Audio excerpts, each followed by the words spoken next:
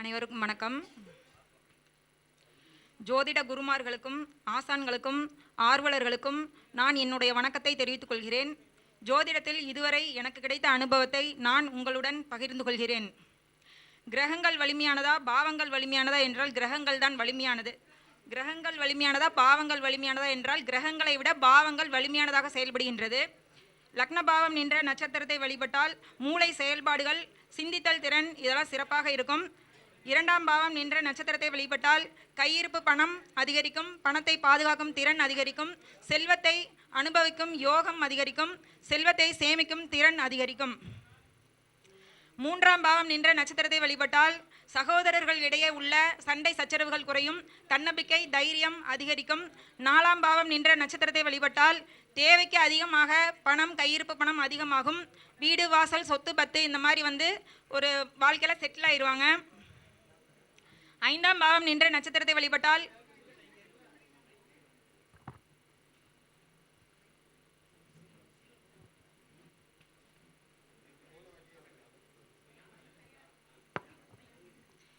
ஐந்தாம் பாவம் நின்ற நட்சத்திரத்தை வழிபட்டால் கன்னி தெய்வத்தின் அருளும் குல தெய்வத்தின் அருளும் நமக்கு கிடைக்கும். ஆறாம் பாவம் நின்ற நட்சத்திரத்தை வழிபட்டால் வேலையில் உள்ள பிரச்சனைகள் குறையும், வாடகை வாங்குபவர்களுக்கு வாடகை வருவதில் உள்ள பிரச்சனைகள் குறையும், கால்நடை வளர்த்து கொண்டிருப்பவர்களுக்கு கால்நடை வளர்ப்பில் உள்ள பிரச்சனைகள் குறையும், தொழில் செய்பவர்களுக்கு அவர்களிடம் உள்ள வேலையாட்கள் மூலம் வரும் பிரச்சனைகள் குறையும். ஏழாம் பாவம் நின்ற நட்சத்திரத்தை வழிபட்டால் அவர்கள் திருமண வாழ்வில் உள்ள பிரச்சனைகளிலிருந்து மீண்டு வர முடியும். எட்டாம் பாவம் நின்ற நட்சத்திரத்தை வழிபட்டால் முயற்சிகள் வீணாவதை தடுக்க முடியும். ஒன்பதாம் பாவம் நின்ற நட்சத்திரத்தை வழிபட்டால் அவர்களின் நுண்ணறிவு திறன் வளரும். பத்தாம் பாவம் நின்ற நட்சத்திரத்தை வழிபட்டால் அவர்கள் தொழிலில் சாதனை படைப்பார்கள், அரசாங்கத்துடன் இணைவார்கள், அரசாங்க வேலை கிடைக்கும். 11ஆம் பாவம் நின்ற நட்சத்திரத்தை வழிபட்டால் நோய் பூரணமாக குணமாகும். 12ஆம் பாவம் நின்ற நட்சத்திரத்தை வழிபட்டால் அவர்களுக்கு நல்ல தூக்கம் இல்லை என்றால் நல்ல ஒரு தூக்கம் கிடைக்கும். வீட்டில் இல்லாமல் வெளியிலேயே சுற்றி கொண்டிருப்பவர்களாக இருந்தால் அவர்களுக்கு வீட்டில் ஓய்வு கிடைப்பதற்கான வாய்ப்புகள் கிடைக்கும். அடுத்து பார்த்தீங்கன்னா பெருவிரல் ரேகை பத்திரப்பதிவுகளில் பெற காரணம் என்ன அப்படின்னா, ஒருவருடைய ரேகை மற்றவருடைய ரேகையை போன்று இருக்காது, ஒருவருடைய வாழ்க்கை மற்றவருடைய வாழ்க்கையை போன்று இருக்காது. ஜோதிடம் உண்மை என்றால் அதற்கும் மக்கள் உண்டு, பொய் என்றால் அதற்கும் மக்கள் உண்டு, ஆராய்ச்சி என்றால் அதற்கும் மக்கள் உண்டு. ஒரு சின்ன கதை. ஒரு அரசனுக்கு ஒரு ஆண் குழந்தை ஒன்று பிறகுது. அந்த ஆண் குழந்தை வருங்காலத்தில் என்னவா வருவாங்க அப்படின்னு சொல்லி அரசன் அரசவையில் இருக்க ஜோதிடர்கள் கிட்ட கேட்குறாரு. அதற்கு ஜோதிடர்கள் சொன்ன பதில் அங்கே பலிக்கலை. அங்கே இருந்த ஒரு சிறுவன் சொன்ன பதில் தான் பலிச்சிருக்கு. அப்போ பார்த்தீங்கன்னா ஒரு விதி என்பது அனைத்து ஜாதகத்துக்கும் பொருந்தாது. நாம் சிந்தித்து பலன் சொல்ல வேண்டும். என் பின்னாடி 6 சாமியார் இருக்காங்க, 10 சாமியார் இருக்காங்க அப்படின்னா சாமியார் கடவுள் கிடையாது, ஜோதிடர்கள் கடவுள் கிடையாது. கடவுள் எழுதிய எழுத்தை முழுவதுமாக படித்து மனிதர்களிடம் சொல்வதற்கு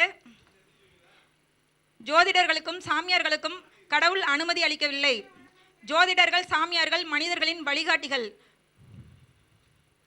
ஒருவன் துன்பத்தில் உள்ளான் என்றால் ஏன் துன்பத்தில் உள்ளான் என்பதை அவன் அதற்குரிய கர்மா முடியும் பொழுது அவன் தெரிந்து கொள்கிறான். ஒரு மனிதனுக்கு 6, 8, 12ஆம் பாவங்கள் செயல்படும் பொழுது, திசை புத்தி அந்தரம் நடக்கும் பொழுது அவன் துன்பத்தை சந்திக்க வேண்டும் என்பது விதி. அந்த 6, 8, 12ஆம் பாவம் அதிக அளவில் செயல்படும் பொழுது நாம் மனிதர்கள் அந்த நிலையில் தடுமாறுகிறார்கள். அப்போ அந்த இடத்துல நம்ம என்ன பண்ணணும் அப்படின்னா 5, 7, 11ஆம் பாவங்களை நாம் செயல்படுத்த வேண்டும். 5ஆம் பாவம் என்பது கோயில், ஜோதிடர்கள். 7ஆம் பாவம் என்பது சமூகம். 11ஆம் பாவம் என்பது சந்தோஷம். அப்போ 6, 8, 12 பார்த்தீங்கன்னா செலவு பண்ணணும் அப்படின்றத நமக்கு சொல்ல வருது. 5, 7, 11 அப்படின்னு பார்த்தீங்கன்னா செலவு செய்வதற்கான வழிகள். 5, 7, 11 அப்படின்றது செலவு செய்வதற்கான வழிகள். அப்போ 6, 8, 12ஆம் பாவங்கள் வலிமையாக செயல்படும் பொழுது நாம் என்ன பண்ண வேண்டும் அப்படின்னா, கோயிலில் ஒரு கெடா வெட்டி சொந்த பந்த உறவினர்களை அழைத்து நாம் விருந்து வைத்தோம் என்றால் அந்த 6, 8, 12க்குரிய வலிமையை நம்ம கொஞ்சம் குறைக்க முடியும். 6ங்கிறது பார்த்தீங்கன்னா மறைமுக எதிரிகள். இந்த 6ங்கிற அந்த மறைமுக எதிரிகள் வலிமையாக செயல்படும் பொழுது நாம் என்ன பண்ணணும் அப்படின்னா 5ஆம் பாவத்தை இயக்க வேண்டும். 5ஆம் பாவம் என்பது கோயில். அதற்கு ஒரு சின்ன பரிகாரம் சொல்கிறேன். மாசி பெரியண்ணசாமி கொல்லிமலை கோயிலுக்கு சென்று வந்தால் இந்த 6ஆம் இடம், 8ஆம் இடம், 12ஆம் இடம் வலிமையாக செயல்படுவதை நாம் தடுக்க முடியும். அதே மாதிரி பார்த்தீங்கன்னா திருமணத்துக்கு பின்பு கணவன் மனைவி இருவர் ஜாதகத்தையும் நம்ம பார்க்கணும். சிவன் பாதி சக்தி பாதி, சிவன் இல்லாமல் சக்தி இல்லை, சக்தி இல்லாமல் சிவன் இல்லை. பிறப்பு ஜாதகம் எப்படி நமக்கு பேசுகிறதோ அதே மாதிரி திருமணத்துக்கு பிறகும் கணவன் மனைவி இருவர் ஜாதகமும் சேர்ந்து தான் பேசும். அதனால் எப்போ பார்த்தாலும் எப்பொழுது நம் ஜாதகம் பார்த்தாலும் கணவன் மனைவி இருவர் ஜாதகத்தையும் பார்க்க வேண்டும். கணவன் மனைவி பிரச்சனைக்கு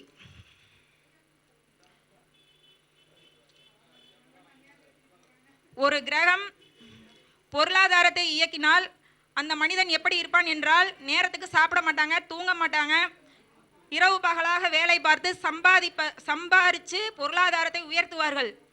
அதே ஒரு கிரகம் அக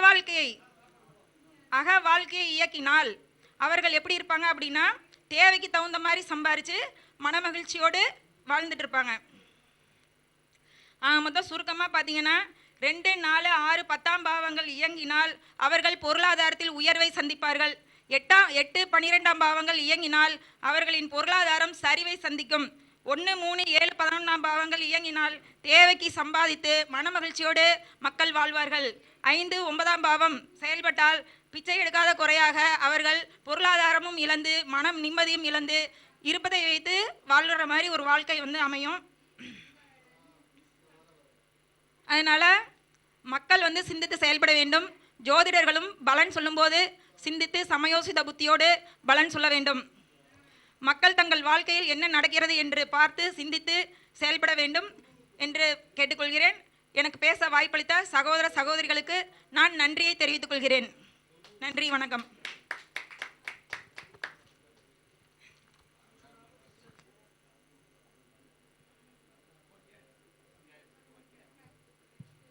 இதுவரை மேடையை சிறப்பு செய்த சுமதி அம்மா அவர்களுக்கு ஐயா வடிவேல் ஐயா அவர்கள் பொன்னாடை பொருத்தி மதிப்பு செய்வார்கள்.